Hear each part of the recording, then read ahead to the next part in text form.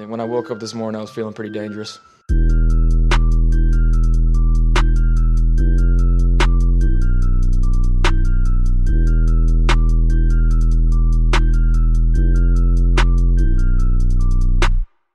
And if we're talking tight ends and we're going into round 2, maybe round 3, give me Ian Thomas, please. Let's just do the damn thing. Just based on giving his overall ability. Again, I like his arm. I think he can make every throw. The pick at number 12 is in. Welcome to Cover One, the NFL Draft Podcast. I am Russell Brown. Joining me today, as always, CP Christian Page and JR Jordan Reid, my fellow national scouts here at Cover One. Fellas, it's been just over a month. We haven't done a show. We got tied down in Mobile with the Senior Bowl, and then we just took some time away to kind of re-energize, recoup, and let some of the news filter through. In the last few days, we've had the news happen, and that is Kyler Murray. We've seen an insane picture of DK Metcalf, and then we had news today about Jeffery Simmons. So we will touch base on all three of those topics today. And for the people that have been wondering, all the premium subscribers know we did not delete our accounts. We are still here. And you guys can follow us on Twitter at Russ NFL Draft. That's me. At JReidNFL.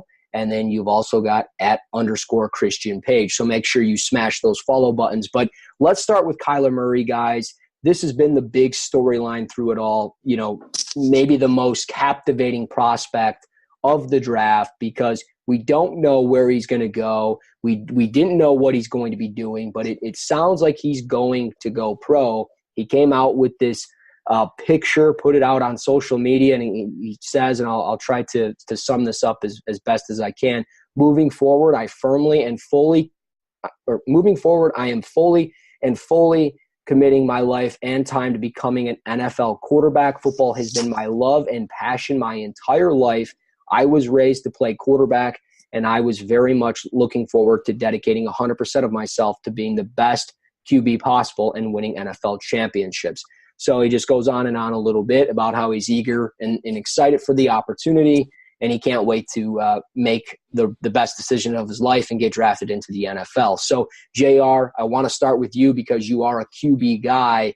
Kyler Murray going pro, I think we're all going to agree that he's probably a first-round pick just because of what he can provide. But what's your take on him going pro, and what do you think he can provide? I think this is the decision we all were really waiting for, but we just wanted to hear it come out of his mouth because he's been going back and forth. He hasn't really committed to one side or the other. He's still having meetings with the Oakland A's, referring to his contract and just the language in it, but they never came to an agreement, obviously. So a lot of people were led on to believe that maybe he still had interest in baseball because of that meeting. But me personally, I always felt as if that football was his first love because that's what he's been playing all his life. And he's been playing a mixture of both. But my whole reasoning behind it was you got drafted last year. You were the 9th overall pick, but you still had the intrigue of playing at Oklahoma. And that told me, maybe he did have some interest in playing football. Maybe that really was his first love. And now we're seeing that fully with him. I think he came out and said it right out of his mouth, and he came out with a tweet as well, like you alluded to earlier, and that he's fully committing himself to the game of football. So I think that he got really good advice from his dad or whoever it was. I know he's signed with the agent now, finally, Eric Burkhart. I think that's who's going to represent him. So we'll see what happens with that whole ordeal and him going forward. But I think it was a great decision by him by fully committing to one side or the other, which he has done with football. So now I think his stock is going to boost a bit more than what it already has because of that, because he's not going back and forth or on the fence about one or the other. And, I mean, we see it every year, guys. We see these quarterbacks get pushed up the board, and I know he's 5'9", 5'10", or whatever the rumors may be. We'll see what he does end up measuring at the combine, but there's no denying his talent. And people have him as their first-rated quarterback right now, and I have no problems with that because we see the game trending more towards a spread and up-tempo type of league, and that's exactly what he ran to Oklahoma. And I think he may be able to overcome his height deficiencies because he's able to work his way around that. And, yes, there may be some chinks in his armor as far as just how big he may be from a muscle mass standpoint, but from an arm talent and just understanding of the game standpoint, he definitely has that. It's interesting too because we all maybe not all of us, but I definitely felt like part of this was just like a negotiating tool to get more money from football or from baseball, and then he was going to jump the gun, and he didn't do that. And what Jeff Passan wrote on Twitter a few days ago when the announcement was made was, Kyler Murray will return $1.29 million of the $1.5 million signing bonus money that the Oakland A's gave him this past year. He will forfeit the remaining $3.16 million due March 1st. So they will put him on the restricted list and retain his rights, but they will not be getting a compensatory draft pick for him. So that's unfortunate because they took him 9th overall. But it does sound like he is going to be the very first player in the history of sports to get drafted not first overall, but in the first round of the NFL draft and in the first round of the MLB draft. But I want to turn this now to CP on this as far as the first overall pick stuff. And we were talking before the show about it, CP.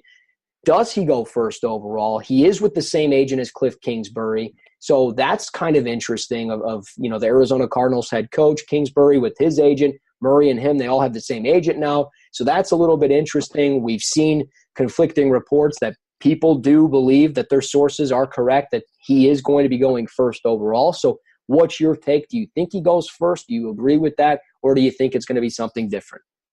It's that time of year where there's any common ground that you can connect one story to another. It's that's when they hit send on Twitter. Now, not to say that, JR, you're talking about, y'all both talked about it. Eric Burkhart representing Kyler Murray also represents Cliff Kingsbury. So that is a mutual connection that I think somebody could run with. Now, that would be very accurate if Josh Rosen was not on the roster for the Arizona Cardinals, because some come to believe that that was an attraction point for Cliff Kingsbury to become the new head coach of the Arizona Cardinals. So in my belief, if Kyler Murray goes number one, it would not be to the Arizona Cardinals. In my opinion, I think that would be a wasted pick, having Josh Rosen already on the roster, having a year under his belt, and having a potential developmental guy with Josh Rosen. He was my QB1 last year. If he wasn't, he's probably a top 3 QB a year ago. So there's plenty of intrigue, plenty of talent to work with instead of completely starting over with a guy that has 1 year starting experience at Oklahoma and plays a different kind of style than what Josh Rosen and maybe even Cliff Kingsbury is used to, though I know that can all change in the matter of just 1 year in the National Football League. But as far as him going number one overall, that's still very rich to me, especially when you're talking about the Arizona organization. It wouldn't surprise me if some team were to trade up and Arizona will, sit there and trade back a few picks. But I think Arizona's needs across the board, especially defensively, and having the opportunity to draft generational talent, as in like Nick Bosa or Quinnen Williams or whoever they may think at the top of their defensive board, I think that's a better pick for them going forward long term. But if Cliff Kingsbury and this organization is sold on Kyler Murray, I think they probably would be best suited to pick him at number one. But at this time right now, I think that's still very, very rich. But it would not surprise me if he is the number one overall pick. I just don't think it's Arizona at this time. Yeah, to me, that's just too rich. I think you're taking a bit of a risk if you're taking him in the first round regardless, but I just can't see him going first overall. Maybe I'm just being too naive or something, but JR, do you think he's a first overall type of player, or do you think, just certainly a first round guy that will gain some steam as we continue to move forward, and that's just about it? I don't think he is, just because I don't want to say from the height standpoint, but it just is very risky. And this time last year, a lot of people were labeling Baker Mayfield as the 11th overall pick. I don't remember exactly who had that pick last year, but he was around that 10 to 13 type of range because of his height. And now you're talking about a guy that's even shorter and an even bigger outlier than what Baker Mayfield would be at this point. And I'm actually a huge fan of Kyler Murray, but I just don't see a team taking that risk at the top of the draft. And I know Baker Mayfield was a huge outlier last year. Now you're talking about a guy that's an even bigger outlier, and yes, he came from that same offense. But I would say his arm talent is just as good as Baker Mayfield. I think it is down the field, but from an accuracy and ball placement standpoint, I don't think it is as great. And I think Kyler Murray is going to be just fine in the NFL, but I just don't see a lot of GMs taking the risk of taking a 5'9" or 5'10" quarterback Yeah, it's going to be interesting with Kyler Murray. We all know that, and I mean, again, I don't think any of us are going to sit here and deny that we don't think he's a first round pick. It's just, first overall, it's way too rich. So we will see, but definitely don't buy into all the smoke screens that you're hearing, people. So if you are seeing stuff, don't necessarily buy into it just yet. I mean, it's only February 12th. We've still got well over 2 months until the draft. But let's jump into something else, and that is DK Metcalf, who looks like he just jumped out of a comic book. And I don't even know how to explain it, but this guy is yoked. I mean, this is insane. I don't think and maybe this is like an enhanced picture, like CP, you said. Is that enhanced? Like maybe, I don't know, but CP, what's your take on the picture? One, I don't know if it's real or not, but two, either way, the dude is jacked, and he plays like that too. So I think, whether, he was taking some time off, getting in the weight room, I think this goes to show that he is going to be healthy enough to participate to all of what the likings of the NFL teams want. I think he'll be just fine for next year because, with his neck, that's kind of a sensitive area of the body where not really many people know how you can react until you get back on the football field. Obviously, we know the injury. I don't know if it was as serious as Peyton Manning's, but we know how that kind of made them take a step back. But I think just the development of his body from year one to this final year at Ole Miss, I think that shows you how healthy he really is at this time. But just going back to the picture, it looks a little distorted. It looks like it was widened a little bit. But either way, the guy's jacked, and he has the wide receiver one body that you like, and his game really illustrates that based on this photo. When I saw it on Twitter, I could not believe what I was seeing. I legit had to take my glasses off and put them back on. I was like, no way. Like, there's no way that's humanly possible. And then I started thinking about it. I was like, this guy has a bad neck. And, it wouldn't even matter. Like, they could take a part of his bicep and put it onto his neck and he'd be perfectly fine because it's just insane. But, JR, what was your take on the picture? So I thought it was unbelievable. Like you said, he looked like a comic book character. And it wasn't just him, though. That's what a lot of people don't realize. A.J. Brown was 2 places over beside him to his left, and Paris Campbell was also in the picture as well. So that just goes to show you. And the thing that I was thinking, like, man, these dudes are receivers. What are they feeding these guys? So they look like comic book characters, like you said, and it was just unbelievable. And it just confirms all of the Josh Gordon comparisons that everybody was saying. You see the pictures going around of Josh Gordon and him with the shirt off, and now his body just looks chiseled and carved out, like somebody carved out his body with a chisel or something like that. So, and that's exactly what DK Metcalf's body looked like, and it just looked unreal, like you guys said. JR, is he going to be I don't know exactly where your board sits right now as far as receivers go, but is he your top receiver? Yeah, he is. I think he has I know what the numbers may say, and the analytics community isn't a huge believer in him, but I just think his production was just because of how the offense flowed. It really flowed through the middle of the middle of the field, and that's why A.J. Brown got so many free releases, and he was able to generate such high totals because they sacrificed a lot for him to eat on the inside. So I think he's going to be fine as long as he is able to stay healthy. I think the world of him, and I think he has the full potential to eventually turn into a number one wide receiver.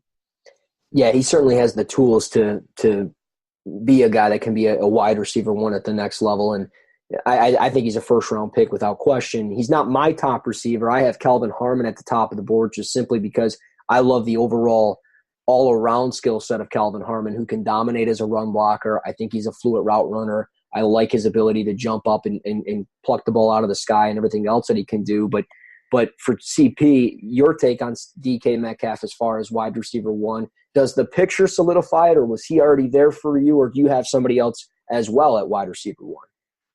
Before we get to that question, I'm just scrolling through Twitter and the picture and everything because I was looking, what JR was saying, looking for A.J. Brown and Paris Campbell as well. But all the comparisons of DK Metcalf to Hunter Renfrow are hilarious. I don't know if y'all seen the comparisons, but it's incredible. I'm just seeing. I mean, like, poor Hunter Renfrow. We knew he was small, and then he comes into the Senior Bowl with 7.5-inch hands and everything. But like, man, they're not doing him justice. But hey, the dude can catch passes, so that's all you need. But going to DK Metcalf, yeah, I think his film definitely accentuates that talent of a wide receiver one. When it all boils down, I'm not 100% he's going to be my top guy. I like Hakeem Butler out of Iowa State. He's a guy that really caught my eye early in last season. He's not going to sit there and be the big short area quickness guy. So I think, overall burst out of overall release, and then how he breaks off some routes will be his biggest question mark. But if he can sit there and, really put in good times in this 3-cone, and I think if he has anywhere from a 4.5 40 time, I think we'll be just fine. But I definitely think that Hakeem Butler is a guy that if he tests really well at the combine, could be a back-end first-round pick. But I think we've all talked about it before. Even though this receiver class isn't perceived to be a really good class, just based on wide receiver one guys out there, maybe with the exception of Metcalf being in the first round, I think this receiver class is still very solid. From picks, 33 to picks 50, 60, 75, you're going to see a ton of wide receivers come off the board. JR, do you agree with that, or do you think there's more wide receiver ones in this class? What's your overall feel on the receivers? Yeah, and that's the thing about this receiver class. I don't think there's much high-end talent at the top, but it just depends on what flavor that you like. And I think there's all different types of receivers in this draft class, and I think it's filled with a whole bunch of wide receiver twos and guys that are more complimentary guys. And even going on down the list from what you said, you're talking about even a guy like Marquise Hollywood Brown. We know that he may potentially turn into a viable number 2 receiver, or a guy that can turn into a deep threat, or a guy that can turn or take the top off of defense. That's going to be his specialty. We know that he's never going to be a top wide receiver amongst the core. But that's just not what he's going to be, just because of his limited size. But you're talking about a guy that can be a complementary to a guy that maybe works the underneath to intermediate type of areas. I think he can fully be that. Hakeem Butler is another guy that's pretty much a projection right now. We don't really know what he's going to be, but a lot of people will be having their stopwatches ready to see what he does run at the 40 at the combine. That's going to be a big test for him. And N'Keal Harry is another great example of that. And I know he just posted a video of him jumping a 42-inch vertical, which was crazy to see. I'm not sure if you guys seen that. Yeah, he got Did up you guys there. see that? Yeah, he did, but that's not one of the biggest questions about him. Everyone knew that he could jump out the gym because he's a guy that loves to high point the ball. So the 40-yard dash is going to be huge for him, but he may be another guy that may be just a projection that could end up being that wide receiver one, Alshon Jeffrey type of receiver. So I think it's really just depending on what type of flavor or type of receiver that you do really like in this draft class. And all of them are really projections right now. There isn't that A.J. Green or Julio Jones type of high-end talent in this draft. I agree, and I think it's a deep draft for wide receivers. Again, I agree with CP and JR. You guys hit the nail on the head where there's maybe not necessarily a bunch of wide receiver ones. There's not those A.J. Green type of guys, but we saw them at the Senior Bowl. We saw Deebo Samuel have a great week. We saw Terry McLaurin have a good week. Jacoby Myers had a good week. Travis Fulgham from Old Dominion, he had a good week. A lot of guys had good weeks, and that's not even including guys like Tyree Brady. And then you have Anthony Johnson from Buffalo, Antoine Wesley from Texas Tech. There's a lot of different guys in this draft, and even Riley Ridley from Georgia, who's been getting some buzz as well. So me personally, I think A.J. Brown is going to be a guy that falls down the board there. And I said this to CP in the car, to one of the bars down there in Mobile, but it was A.J. Brown is going to fall into us. And of course, when I said this, I didn't tweet it, which was stupid on my end, because then Dane Brugler came out and actually tweeted the exact same thing. But I had not talked to Dane or anything, but he had said exactly what I mentioned, was he could fall into a similar situation as the Juju Smith-Schuster and get, drafted late in the second round because of just some question marks in regards to his route running ability and just overall maybe work ethic and some of the things. And I think that's very accurate, because I think they're very similar receivers, and a lot of people are going to sleep on, like they slept on Juju. I think A.J. Brown could be in a very similar situation. I am worried that he doesn't run as precise routes as Juju did and other guys. But again, this is such a deep class for receiver. I think it's really just pick your flavor and go for what you need and what you want. But speaking of picking your flavor, I think we were all very high on this specific player, and that's Jeffery Simmons from from Mississippi State, and the defensive tackle. And he tore his ACL today from what the reports are saying during some pre-combine workouts. CP, you are an SEC guy. You've seen this guy play. What's your take on the torn ACL? It's tough, and it's not only tough from a physical standpoint, but if from a character and background standpoint, Jeffery Simmons was already removed from the NFL scouting combine. He has some background issues he needs to clean up, and we can get into if we agree or disagree with the approval process and all that if we want to later. But that's the part where I think this means so much more, because from a physical standpoint, you have to be very, very nitpicky to find something that's really wrong with his game. And so with this, not having any hardcore or, hard concrete numbers to go from a pro day or a combine, that definitely shifts him down a little bit on some draft boards. He's still going to be an attractive prospect. But right now, if you have to put money on it, I think he's probably solidified himself as a second-round pick. Wouldn't surprise me, Russ, you hit on it in our pre-show or our pre-show talks, talking about, if there's a team with multiple picks like the Oakland Raiders that could use some defensive line presence, which we all know they do, that they could make that kind of as they have that room for error. So I can see them, solidifying a pick there with Jeffery Simmons. But it hurts him from a draft stock perspective because we knew his physical ability, so dominant in all levels of the game. But that background was the big red flag. I think he'll be okay. I think he'll check out. But this is just another wrench in his scouting report that's kind of a gray area right now. So it is a big deal, especially coming in a class where there are a lot of defensive line talent. There are a lot of decent interior pass rushers. So there are some people that will kind of sit there and comb over Jeffery Simmons to look at somebody else, maybe the likes of Ed Oliver, Rashawn Gary, some of those other guys that could be maybe a versatile player on the defensive line front. So it definitely hurts Simmons' draft stock from an obvious perspective, but I think it also highlights in a negative way the background issues because he has a couple things now in his scouting reports that are really a black mark on his whole process. Yeah, it's unfortunate, and I'm glad you brought up my point of maybe still being a first-round pick at the back end for a team with multiple first-round picks. One team that I'm very interested in because it seems like every year they take one of my favorite guys in the draft, the Green Bay Packers.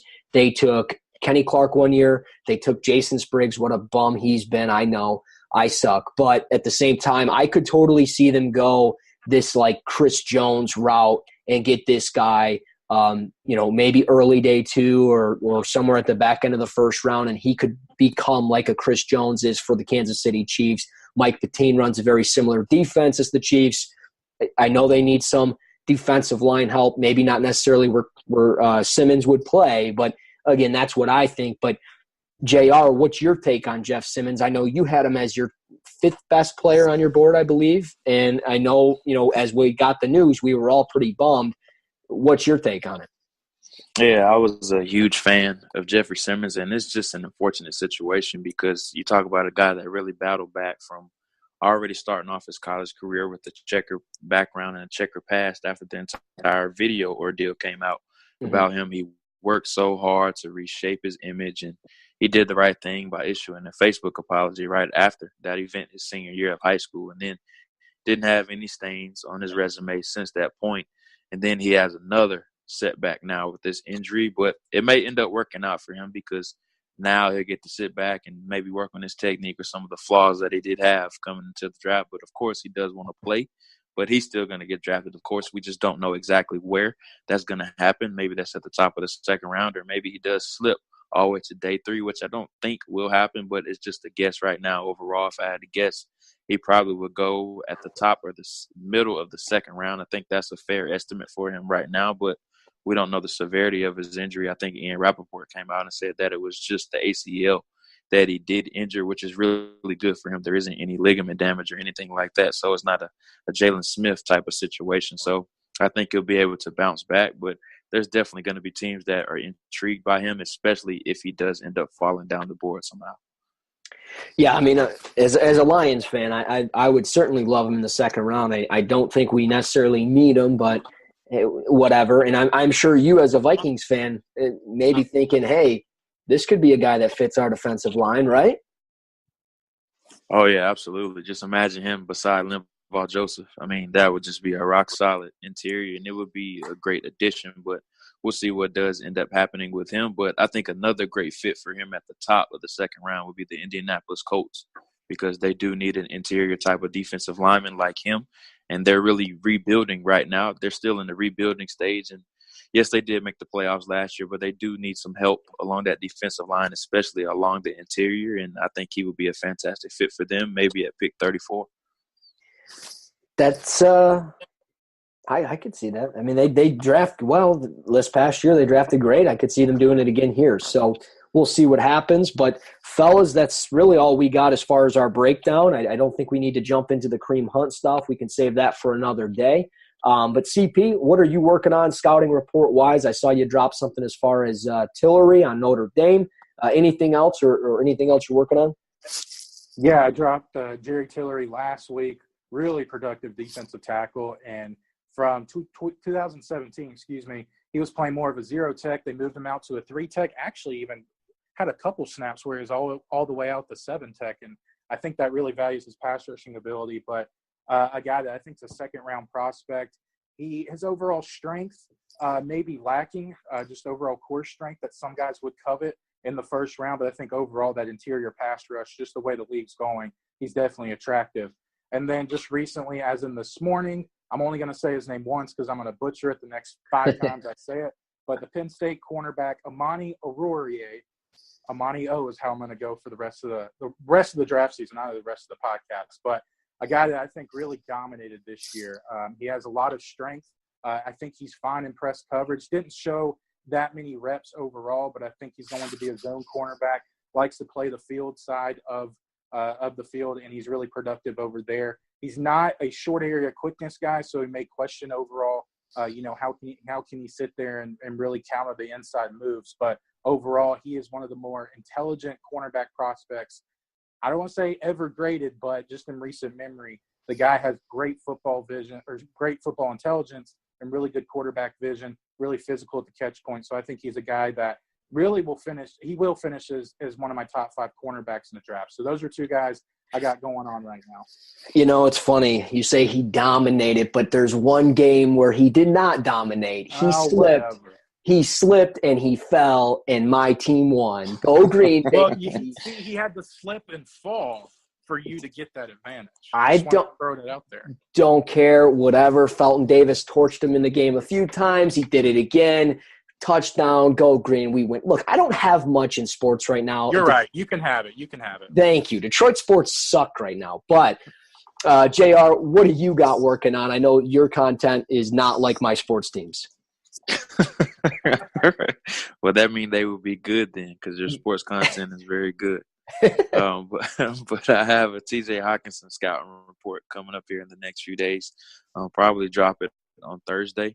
So be on the lookout for that. A very versatile tight end that's getting a lot of buzz right now, just a tenacious blocker, but he's also an underrated receiver as well. And, Noah Fant got a lot of the love throughout the year, but he's the guy that ended up winning the John Mackey Award, the first sophomore to ever win that award. So, and he's actually getting some top 10 to 15 type of buzz right now. So his star is shining bright, and his stock is definitely on the rise. Yeah, I mocked him 7th overall to the Jacksonville Jaguars, and I'm not the only analyst to do that. So we'll Good see. Lord. Yeah, well, we'll see what happens. I know they're passing on a quarterback, but they have a serious need there for a tight end, and the only tight end available in free agency other than Tyler Eifert is probably going to be Jared Cook. So we'll see what happens. And if you want to pay top money for a tight end at, what is he, 34? Be my guess. But, guys, the content is coming in for the NFL draft. You have to check it out. There's an Elijah Holyfield piece that I just put together. You got the Hawkinson piece coming together here in a few days.